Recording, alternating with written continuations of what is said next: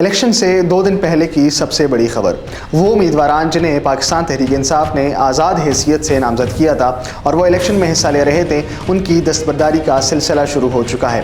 صرف آج ہی کے روز ملک بھر میں پاکستان تحریک انصاف کے 6 امیدواران مخالف جماعت کے حق میں دستبردار ہو چکے ہیں۔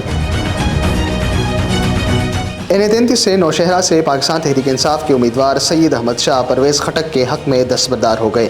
N59 تلگنگ سے PTI کے آزاد امیدوار محمد رومان احمد پیپلز پارٹی کے حسن سردار کے حق میں دستبردار ہوئے۔ اسی طرح N68 منڈی بہاؤالدین سے PTI کے آزاد امیدوار حاجی امتیاز چودھری نون لیگ کے مشاہد رضا کے حق میں دستبردار ہوئے۔ N242 کراچی کے ماڑی سے تحریک انصاف کے آزاد امیدوار امجد افریدی پیپلز پارٹی کے قادر مندوخیل کے حق میں دستبردار ہو گئے۔ اسی طرح N155 لودھرا PTI کی نامزد امیدوار عفت طاہر سومرو IPP کے چیئرمین جہانگیر ترین کے حق میں دستبردار ہوئی۔ الیکشن ایکٹ 2017 کے مطابق الیکشن سے 48 گھنٹے پہلے انتخابی مہم ختم کرنا ضروری ہے۔ انتخابی مہم کے ختم ہونے میں چند ہی گھنٹے باقی ہیں۔ ایسے موقع پر کسی جماعت کے امیدواران کی جانب سے دستبرداری کا اعلان ہونا یقیناً باعث تشویش ہے۔